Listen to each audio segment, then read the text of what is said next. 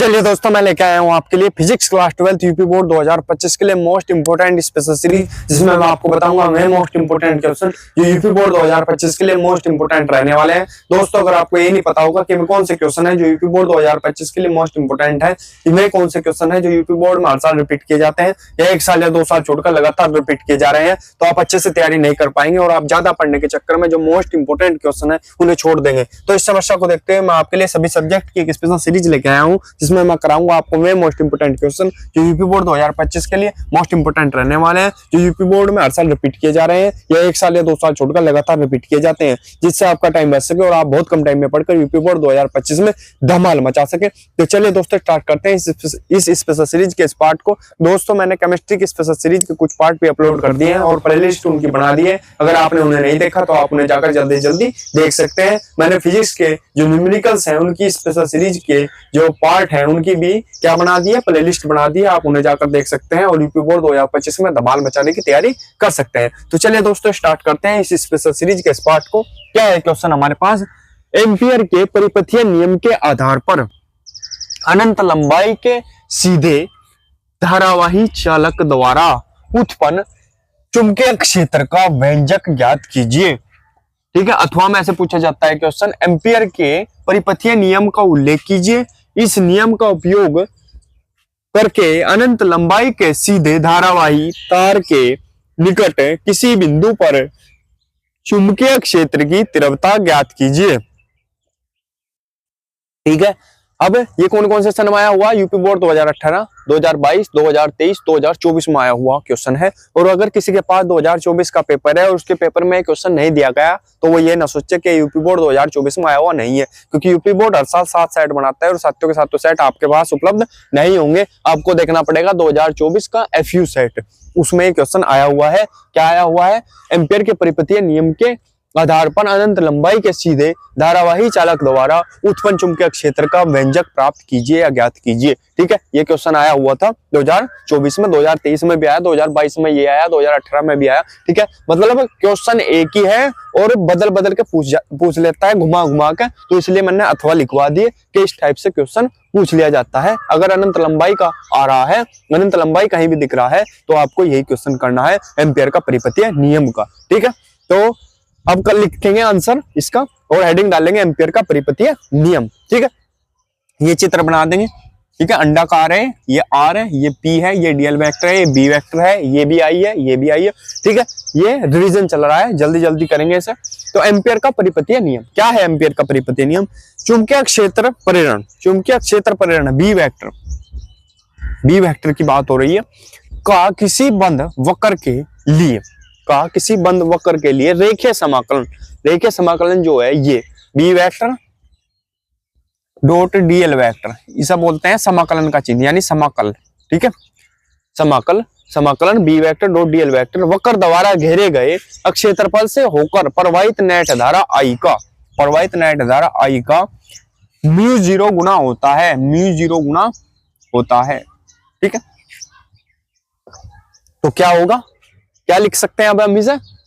समाकलन B vector dot DL vector बराबर μ0 I लिखा जा सकता है। तो यही है आपके पास किसका? एम्पियर का परिपथीय नियम। एम्पियर का परिपथीय नियम क्या कहना चाह रहा है? चुंबकीय क्षेत्र प्रेरण B वेक्टर का किसी बंद वक्र के लिए रेखीय समाकलन B vector dot DL vector वक्र द्वारा घेरे गए क्षेत्रफल से होकर प्रवाहित नेट धारा I का कितने गुना होता है? μ0 गुना होता है।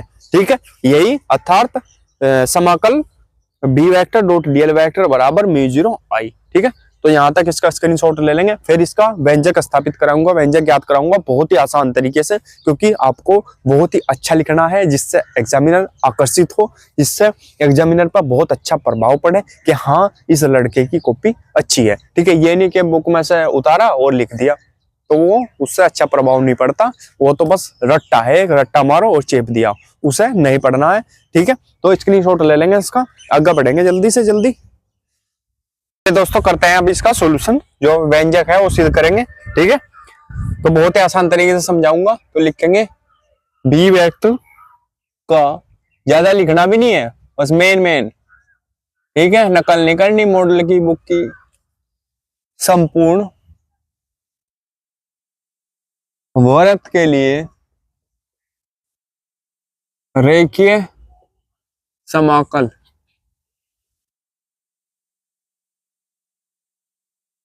रेखीय समाकल क्या होता है? समाकल लिख दो या समाकलन लिख दो, एक ही बात है। B vector dot DL vector, B vector dot DL vector बराबर होगा समाकलन किसके? बी डीएल कोस थीटा के, बी डीएल कोस थीटा के। मैंने एक फॉर्मूला बताया था पहले भी, ए वेक्टर, फॉर्मूला क्या था? ए वेक्टर, ये बताया था, ए वेक्टर डॉट बी वेक्टर बराबर ए बी कोस थीटा। तो इस फॉर्मूले के अकॉर्डिंग ये क्या बन जाएगा? बी वेक्टर है, बी वेक्टर हट जाएगा इसका, बी लिख देंगे। डीएल वेक्टर है, डी वेक्टर हट जाएगा, डीएल लिख देंगे, और कोस थीटा इसके साथ लग जाएगा, ऐसे ही इस फॉर्मूले के अकॉर्डिंग। ठीक है, क्लियर? तो ये हो गया। अब थीटा बराबर 0 है क्योंकि कुछ नहीं है, तो थीटा बराबर लिख देंगे 0। तो अब क्या होगा है? समाकलन B vector dot DL vector बराबर समाकलन बी डी एल कोस 0। थीटा की जगह क्या आ जाएगा? 0। और कोस 0 का मान कितना होता है? 1। कोस 0 का मान कितना होता है? 1। तो लिख देंगे समाकलन B vector dot DL vector बराबर समाकलन बी डी एल। ठीक है, क्योंकि इसकी जगह क्या रखेंगे? 1 रखेंगे, तो ये हट जाएगा, यहां से खत्म हो जाएगा, क्या बचेगा आपके पास? B D L. ठीक है, क्योंकि कोस 0 डिग्री बराबर होता है 1। क्लियर? अब बी का तो होता नहीं, किसका होगा समाकलन? डीएल का। तो लिख देंगे समाकलन B vector dot DL vector बराबर क्या होगा? बी बाहर ले लेंगे समाकलन के चिन्ह से, और समाकलन किसका होगा? डीएल का। क्लियर? ये बिंदी लगाओ चाहे ना लगाओ, एक ही बात है, कोई फर्क नहीं पड़ता इसका। ठीक है, तो समाकलन किसका होगा? डीएल का। अब डीएल क्या है? क्षेत्रफल, जो इसका वो है, क्योंकि ये वर्त है। ठीक है, तो डीएल क्या होगा इसमें? 2 पाई आर के बराबर होगा। ठीक है, तो समाकलन B vector dot DL vector बराबर बी गुणा, इसकी जगह क्या रखेंगे? 2 पाई आर। ठीक है, तो लिख देंगे, क्योंकि वर्तीय पथ है तो इसलिए लिख देंगे चूंकि समाकलन डीएल बराबर होगा 2 पाई आर। क्लियर? कोई दिक्कत नहीं है। ठीक है, इसे मान लेंगे हम समीकरण नंबर 1। इसे क्या मान लेंगे हम? समीकरण नंबर 1। अब हमारे पास जो एम्पियर का परिपथीय नियम होता है वो क्या होता है? एम्पियर का परिपथीय नियम क्या होता है? लिखेंगे एम्पियर के परिपथीय नियम से, एम्पियर के परिपथीय नियम से। ठीक है, क्लियर दिख रहा ना? एम्पियर का परिपथीय नियम क्या बोलता है? समाकलन B vector dot DL vector किसके बराबर है? म्यू 0 आई के बराबर है। इसे मान लेंगे इक्वेशन नंबर 2।